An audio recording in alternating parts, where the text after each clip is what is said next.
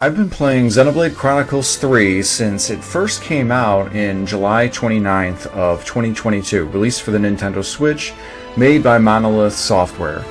So this is officially a first-party Nintendo release game, as all of the properties and such are owned wholly by Nintendo. And that's pretty surprising considering some of the story beats and some of the dialogue and everything in the game.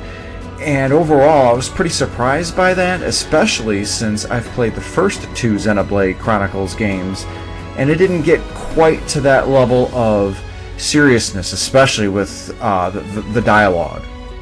Now, I started playing the series back when Xenoblade Chronicles 1, the definitive edition, released for the Nintendo Switch back in May of 2020. So, one of the things that I really enjoyed about it was the fact the story was so good. There were a lot of really great plot twists. The characters were likable, and the music was fantastic.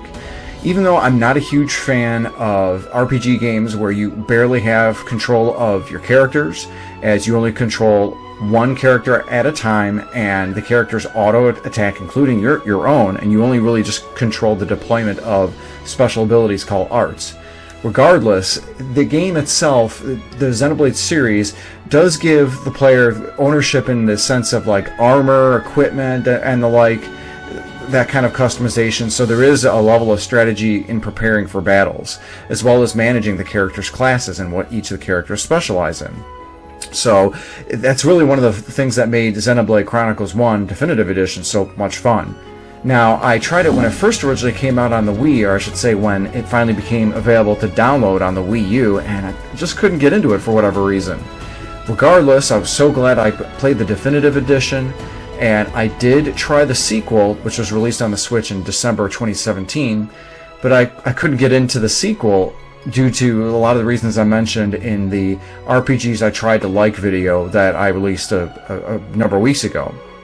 So, getting back to Xenoblade 3, and I wanted to touch briefly on the Xenoblades 1 and 2, as 3 basically takes a lot of the stylings of the first and second entries, marries them, and really interweaves them in such a way that it takes kind of the best of both worlds. The story features 3 primary characters, Noah, Lance, and Uni, as part of the Kevis army, where they are fighting a rival army called the Agnes army.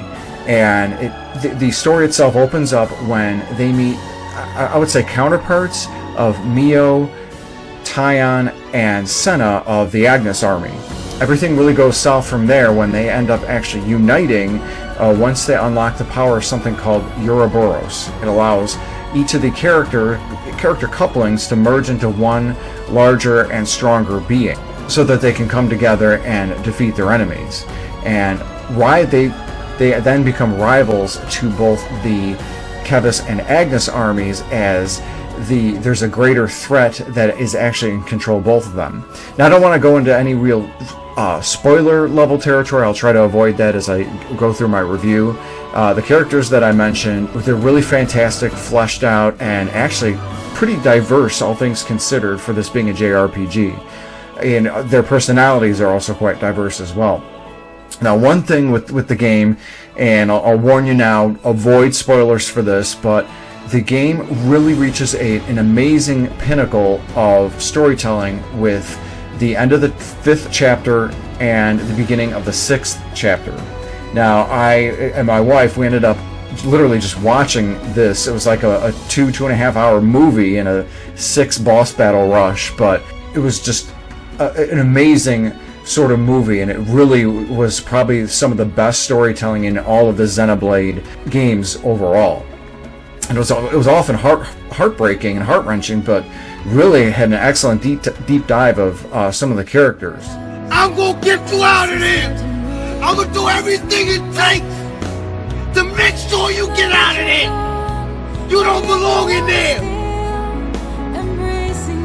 And yeah, as you can see, that video really helps to encapsulate it. Hopefully it's not too much of a spoiler territory, but my wife and I laugh about that, kind of to help ease the tension of how emotionally stirring that particular end of that chapter was.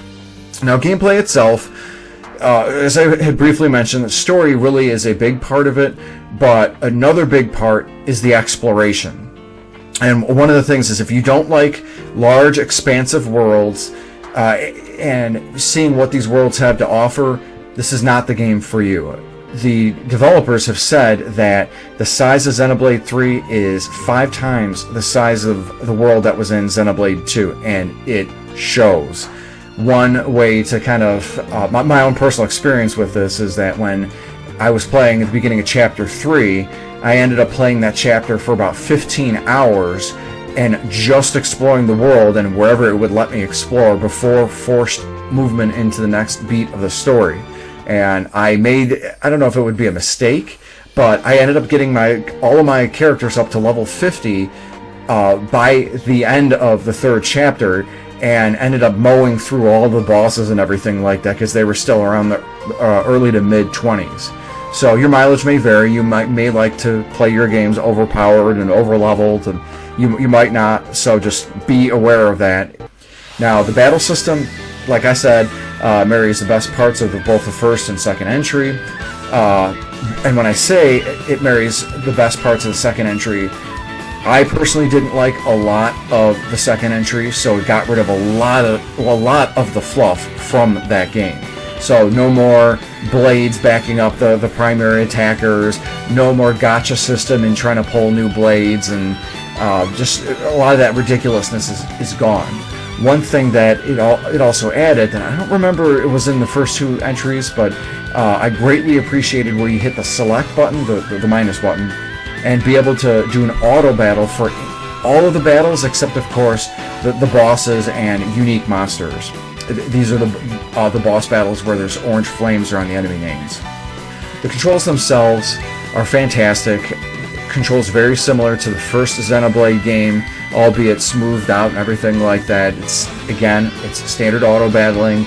You hit the Y, X, A, B buttons to deploy arts. You can hold down, I believe it's the ZR button to do fusion arts once that's unlocked, and you can learn abilities.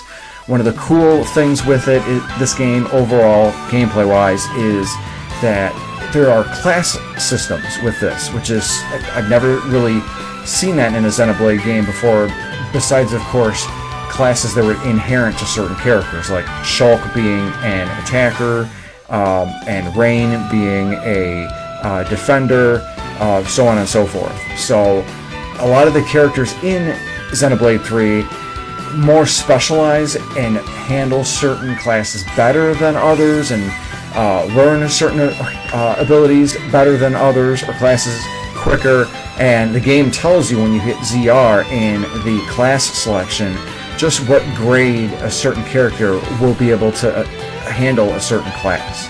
So it helps to add to the customizability, but again, certain characters excel with certain abilities and certain classes. It's really cool. And these classes are learned once you complete quests with heroes. Mia's ears are quite striking. Do they really grow from her head? I can tell I'm being watched. He must be very wary of me. And heroes are the 7th party member that you can select once they're unlocked. And it's really crazy to me that you can have 7 characters at once going with barely any lag at all in these mass battles. Again, this is the Nintendo Switch. This was a system that was released in March of 2017 with a chipset that's from 2015, the Tegra chipset, and it's handling this. And again, it kind of boggles my mind, because it's kind of a system that's not as powerful or barely as powerful as a PS4. It just amazes me, and I'm just how Monolith Soft handled this particular development and releasing this game on such an older chipset. Now, I'd love to see a patch for the Super Nintendo Switch, or whatever the next Nintendo system is going to be, and how they're going to be able to upgrade this to 1440p or maybe 4K, 60 FPS. It would look fantastic and run beautifully. Now, going back into this technical set, my experience, it hasn't been all perfect. I will mention that. I've ran into 2 instances where the game crashed on me twice, where I'm in the middle of a battle and all of a sudden I'll get a gray screen and it'll say an unexpected error has occurred and it'll just boot me out. Lost everything.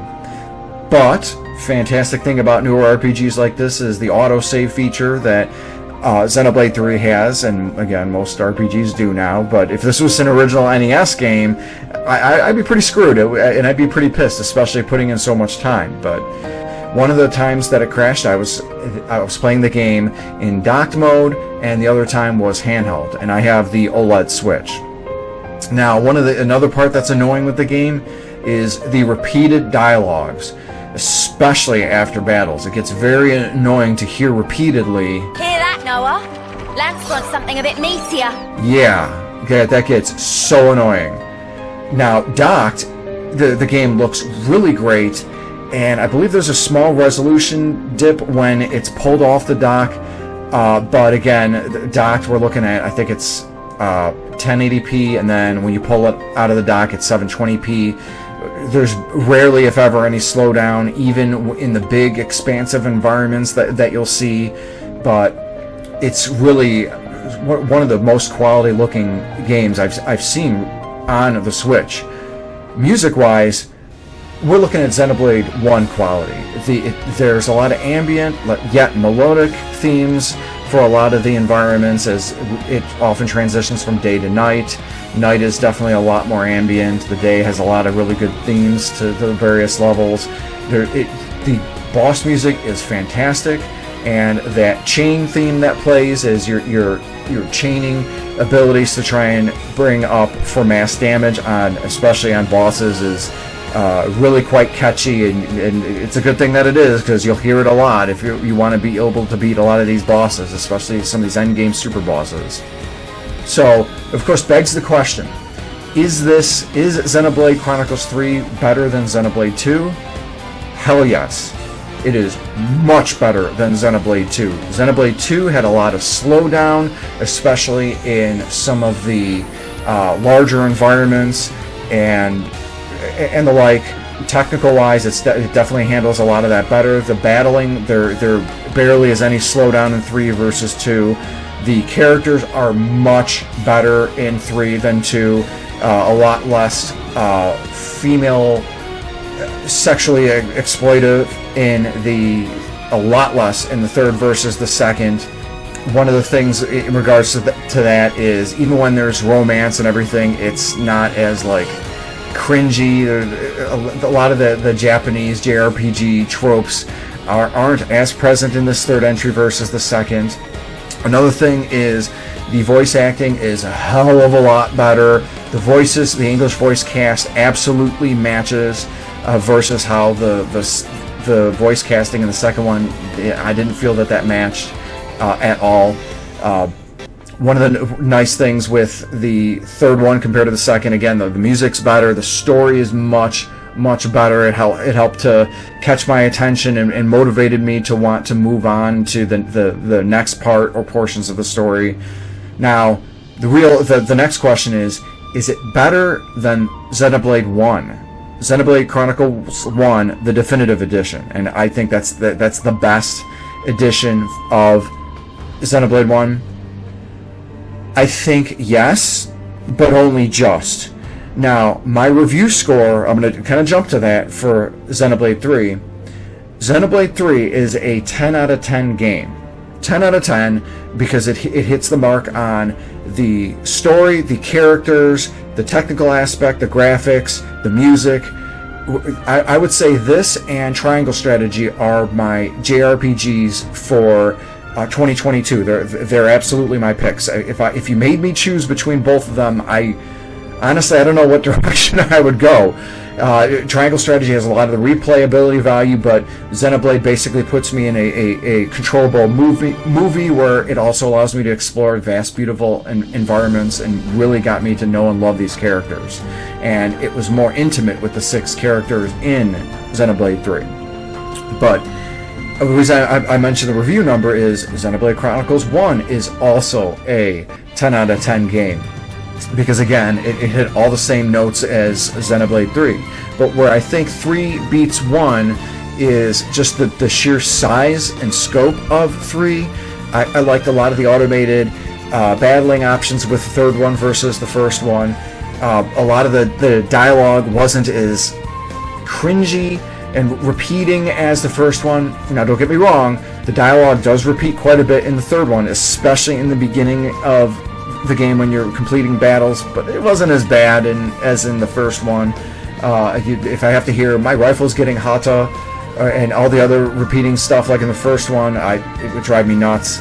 But yeah, I would say the third entry is better than the first, but only by that much, only by a breath or a hair. But it was definitely a fantastic experience. Now, I've never played Xenoblade Chronicles X. I did buy myself a physical copy before the Wii U shop shut down, making sure to download all the DLC. Regardless, I absolutely think Xenoblade Chronicles 3 is the best entry in the series, probably one of the best RPG games released in 2022. It is a must-buy if you like JRPGs and or anime-based games. I absolutely recommend this. This is a must-buy. Now, do I put it at the level of Persona 5/Persona 5 Royal? Maybe, possibly. That was a newer game, and of course, Royal was released, I think, 2019, 2020, something like that. But yeah, that was probably in my top 10 of all-time RPGs, and that says something because I'm old. Remember, I'm old, and I'm old school. I like old school turn-based RPGs, and the Xenoblade 3 gets up there. So, what did you guys think of Xenoblade 3, if you've played it? If not, does this game capture your attention, get your interest at all? Hopefully my review was helpful for you. Hopefully it was able to allow you to get an idea what this game's all about. Now, if you like more of this content and you want to see other discussions about video games and other interesting things regarding video games, feel free to like, subscribe, click that bell for more content, and let me know what you think in the comments section. Thank you very much for joining me here, and have a great day. It'll work out somehow. Uni, am I sensing a streak of optimism? I thought you were one to worry about the details a bit more. Now I've got a reliable guy to stand by me, so... Oh. What, and who might that be then? That'll be my secret.